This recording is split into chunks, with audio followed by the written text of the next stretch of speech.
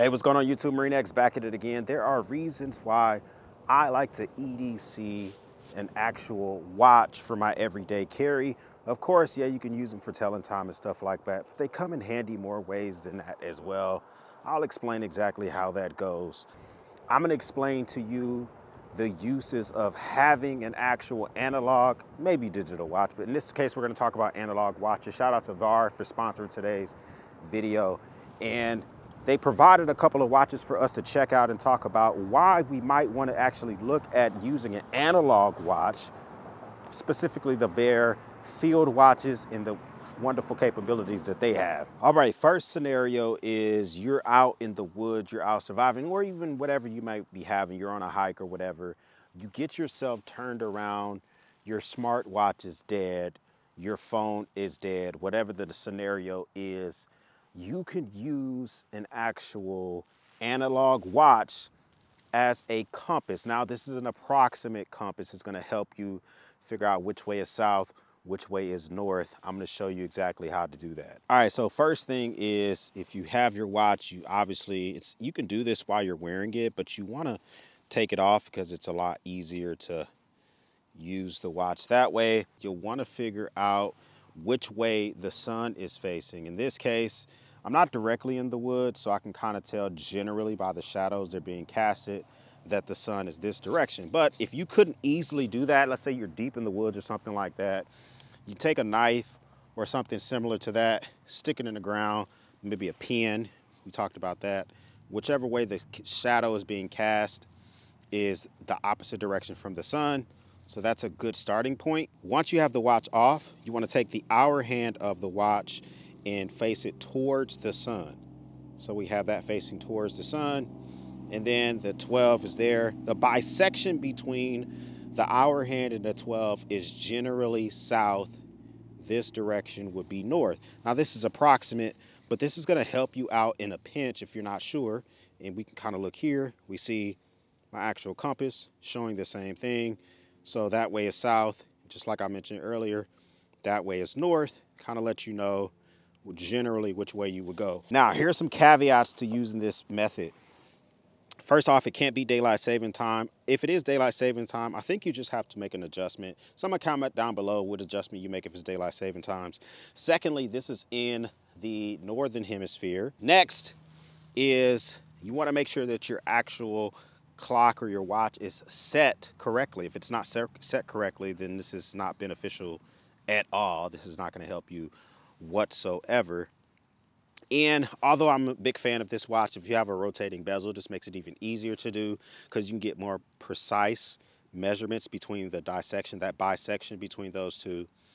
But as long as you have those, you're pretty much good to go. All right, scenario number 2 is you've lost your knife is no longer sharp, whatever. You need some type of cutting edge, especially for some type of escape tool, a knife.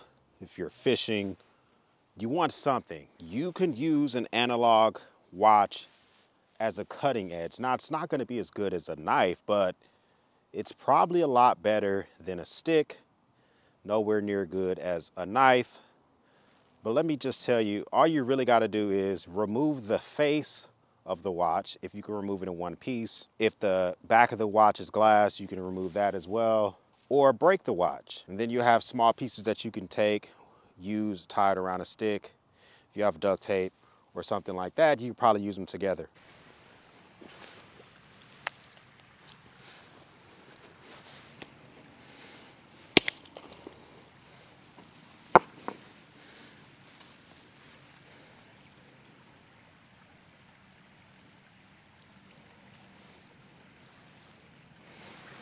Once you've broken the glass, you have plenty of pieces to choose from. It would be preferred if I could actually keep the entire face of the watch and just hone it down. But you have here pieces that you can take and you can hone this down using other rocks to a specific piece or sizing that you want.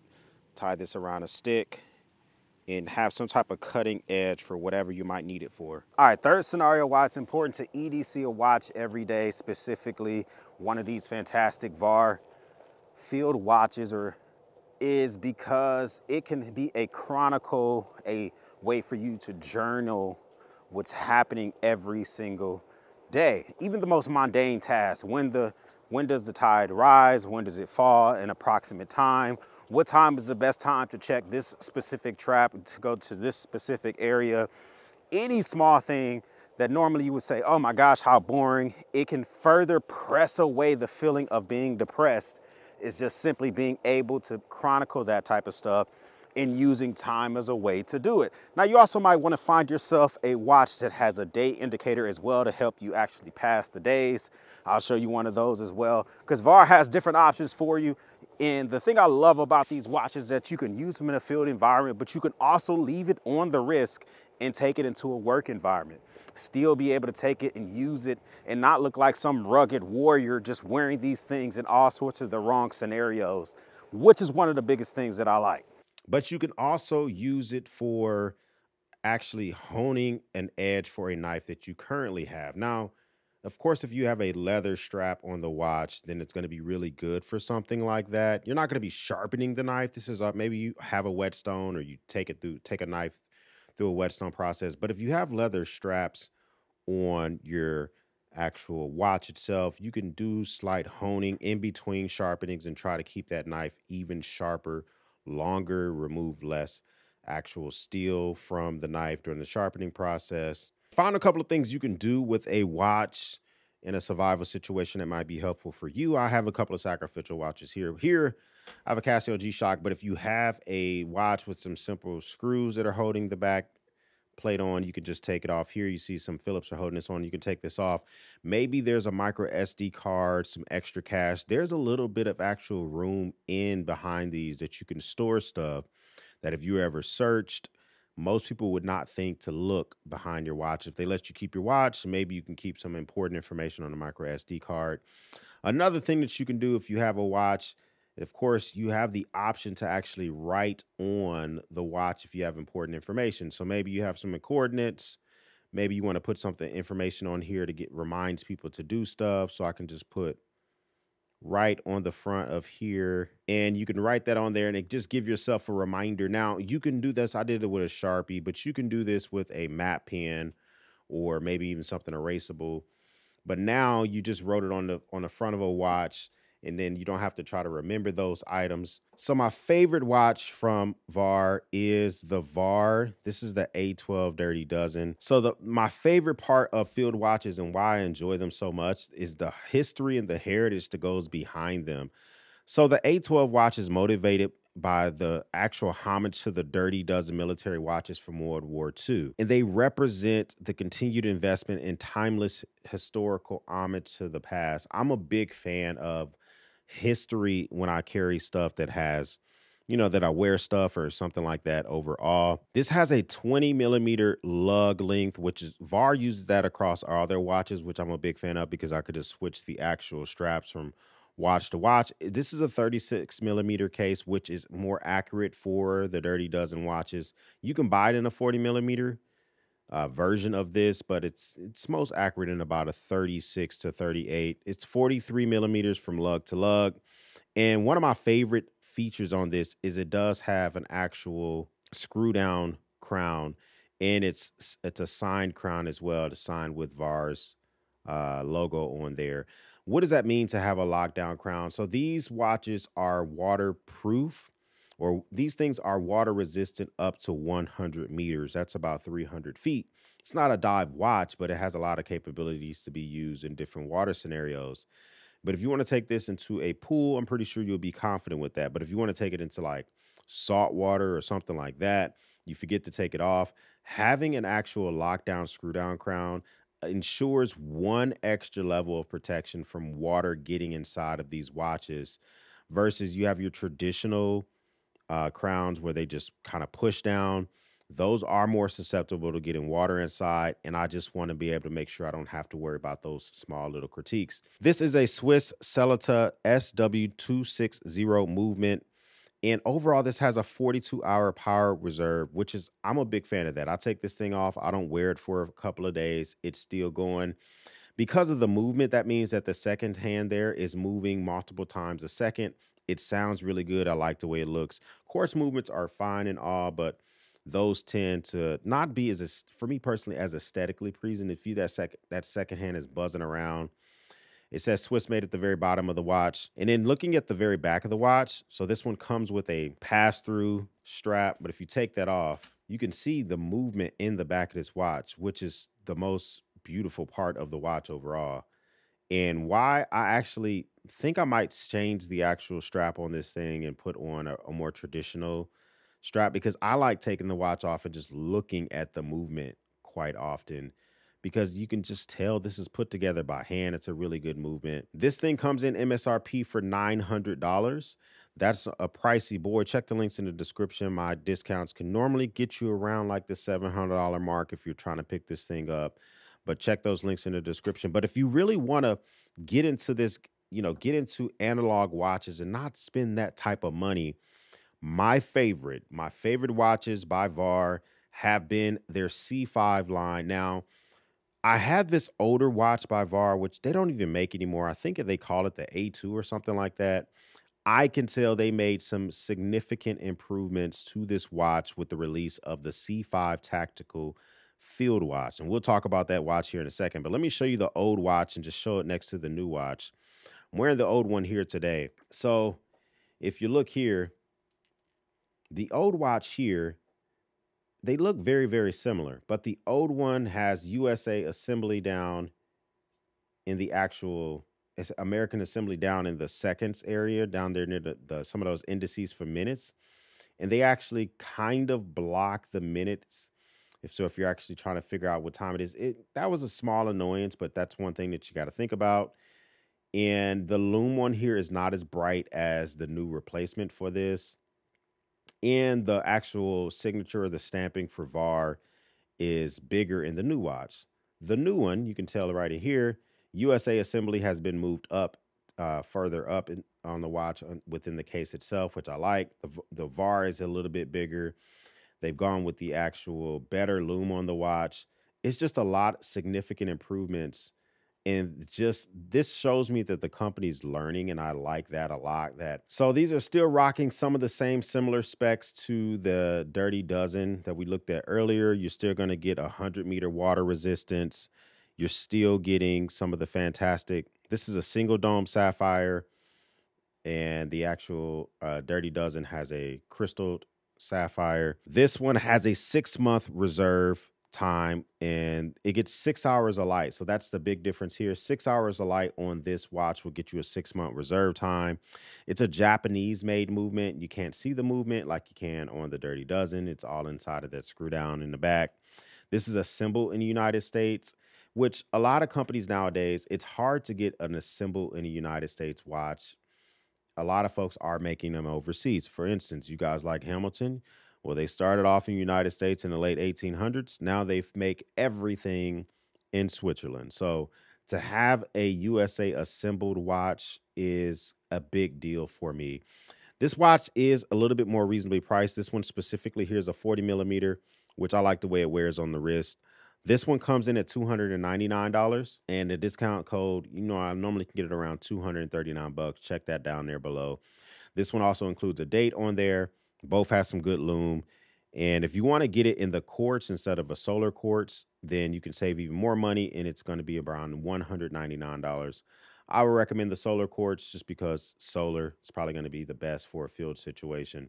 6 hours of sunlight gets you 6 months of reserve time on this watch. So the reason that I'm a big fan of Vaer watches when it comes to use cases has to be a few things. Is the presentation, the thoughtfulness, the things that you get with it. We talked about, the pricing for these can be some big boys, but each of these Vaer watches come in these like little, I guess, feel like a high-end ultra recycled cardboard box, if that's the easiest way to describe it.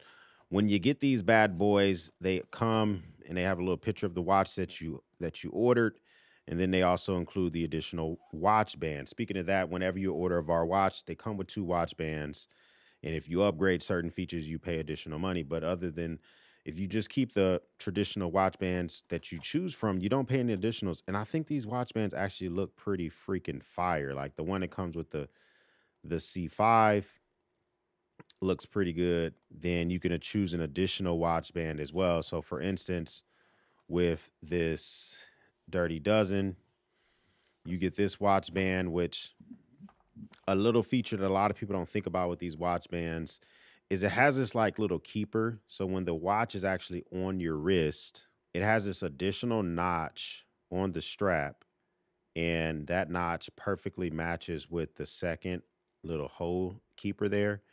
And when you put this on top of the strap, that keeps the strap from flopping all over the place. I don't know.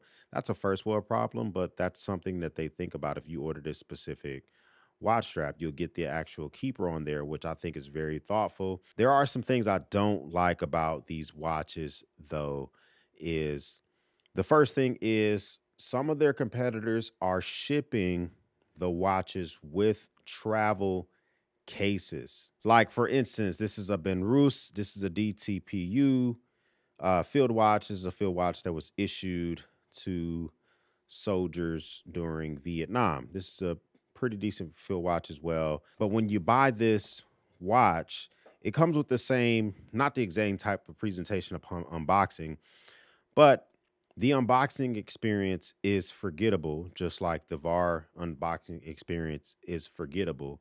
As nice as this is, 2 years down the road, I'm not going to remember how these came in their packaging. But what I will remember is that Benrus included a travel padded case with their watch. So if I'm going somewhere, I can throw this watch inside and know that it's going to be inside of my luggage and it's going to be good to go. So I feel like when you're spending, maybe not for the C5 one at $200, but if you're spending, you know, $500, $600, $700, this would be a nice feature to have. This watch particularly is around the $600 or $700 mark as well, just like the Dirty Dozen, and it includes a travel case. I think that's a nice touch. Now, this is a super nitpicky type of thing, but the loom on the A12, if you look here, the second hand is not loomed. So we can see that the indice or the actual number dials are loomed. The hour and the minute hand are loomed, but the second hand is not loomed. That's not a huge deal, I guess, but if you're trying to use the second hand as like an instant timer in the middle of the night, that might be important to you. Where if we look at the actual, its little brother here, which is the C5, the second hand is loomed, the hour hand and the minute hand are loomed, but the date, you can't see that at night because there's no loom inside of there. So there's like a little kind of give and take for whichever one that you decide to get. And although the Dirty Dozen is the more expensive of the two, the loom on the C5 Tactical seems to be better. I don't know what it means to be better per se, but the loom just seems to be brighter on the C5 Tactical. But I will say that the loom on the Dirty Dozen seems to like shine longer. But that is just something that you got to think about, is which one matters to you more. I think for a $200 watch, this C5 Tactical has some pretty decent loom on it. You're going to be able to see that at nighttime. So if you're trying to get into the world of field watches, you're trying to expand it a little bit, I think that going with the field watch is the way to go. Have I dove into other aspects as well? Yeah, I do own some dive watches, but when it comes to just what I like to go back to over and over again, it's almost always a field watch.